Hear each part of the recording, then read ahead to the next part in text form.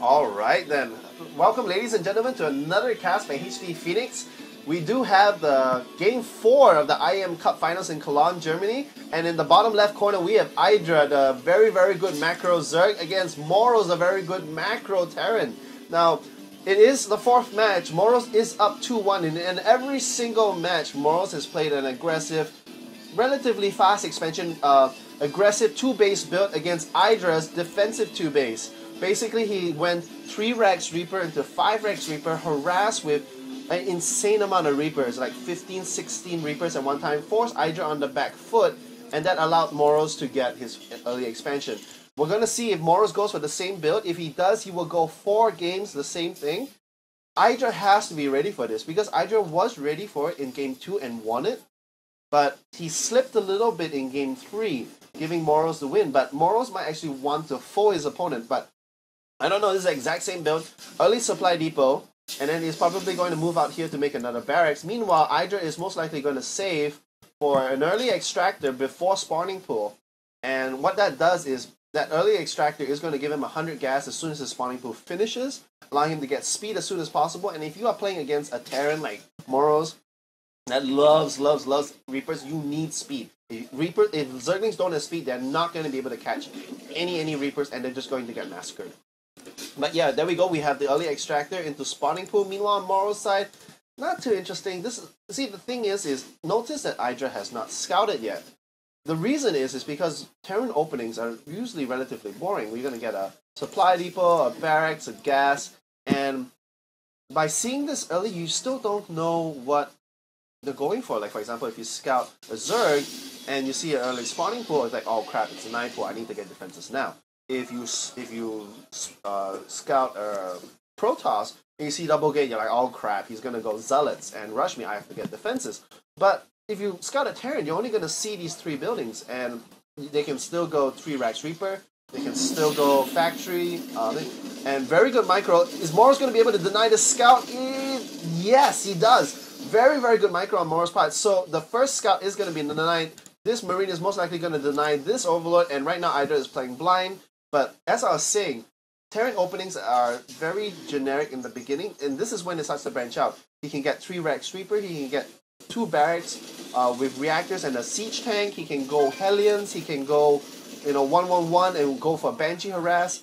But in those initial few seconds until you hit about 20 foot, you're not going to see anything different.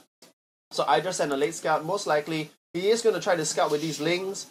Probably try to scout with this Overlord or this Overlord. Hydra is moving out, but he's so far Hydra doesn't know what he's going to see. He has already thrown down the tech lab. These Zerglings are going to see it. Let's see if Hydra.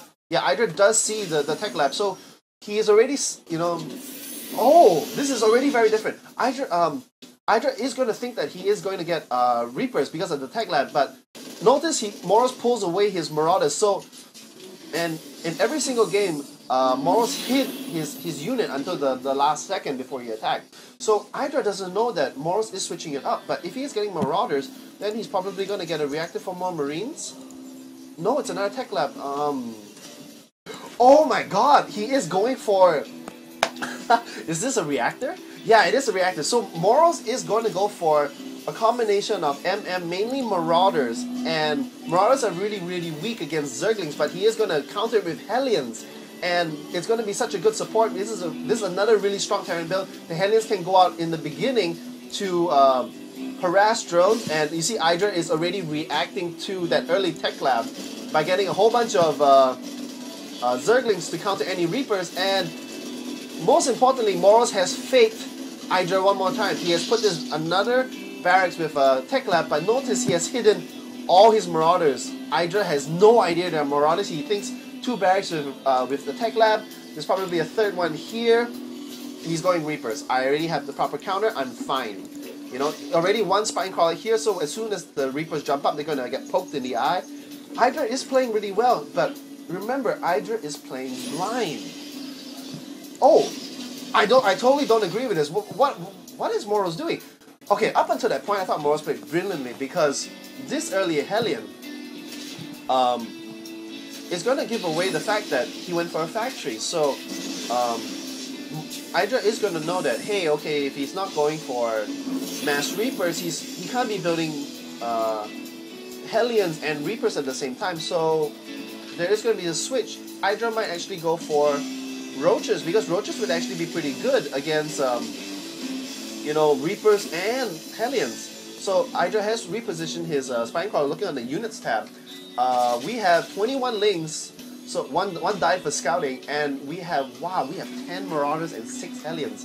And what is Morrow's doing? Like, this, the way this guy plays, like, every time I see him play, I'm like, what? Like, he plays so unconventional. Like, 5 Rex Reaper, like, what? Okay, I see what he does. Okay, the Hellions are for Zerglings, the Marauders are for Roaches if they are any, and he's bringing SCVs to tank for the Hellions, so the Hellions can roast away any Zerglings. The Zerglings attack, they are hitting the SCVs, the Hellions are behind. They are roasting all the Zerglings. Hydra's forces is dwindling very, very quickly. They are focusing down, more Hellions come in. These Marauders are going to take out the Queen, and the Spinecrawler goes down, and Hydra calls GG. Holy crap. Okay, now you have to understand how brilliant this strategy is. Notice he did not get 5 Raxes, he only got 2. He was constantly making Marauders. He hit them away, he hit his factory. He denied the early scout, he denied... where was the other Overlord? He denied Overlord here, he denied Overlord there. The Zerglings couldn't come in, Hydra was playing blind. Hydra sacrificed an Overlord, only to think, okay, he's getting more Reapers, because he's done it for the last 3 games. And then, Morrow did not have Marines to tank for his Marauders and Hellions, so what he did was he substituted the Marines with SCVs, and the SCVs were here, the Hellions stayed back here, all the Lings got caught and stuck by the SCVs because Hydra, it's really impossible or really hard to individually click Zerglings onto individual units. And then the other thing is, because of the pathing AI, let's say Hydra clicked on this Marauder here, the only 2 Lings would be able to hit it, and then the rest of them will run around like an idiot. So Hydra A-clicked, and A-clicked into attacking SCVs. The SCVs were told to attack. All the Lings got stopped here. The Hellions roasted all the Lings away, and Hydra had nothing left. These Marauders would have easily pounded the Spinecrawler, taken out the hatchery, and Hydra had nothing. Like, he had Banelings like for Reapers, and he was expecting Marines. He was not expecting Hellions. If these Banelings came forward, Hydra would, Morrow would just move the Marauders forward, the Hellions would back off, Banelings die, push forward, continue. What a brilliant play! Like, and congratulations to Morrow, you have won the IEM Cup, Cologne, Germany. It's your very first tournament in retail. This guy has only played StarCraft 1 since 2008. But anyways, I'm going to stop talking.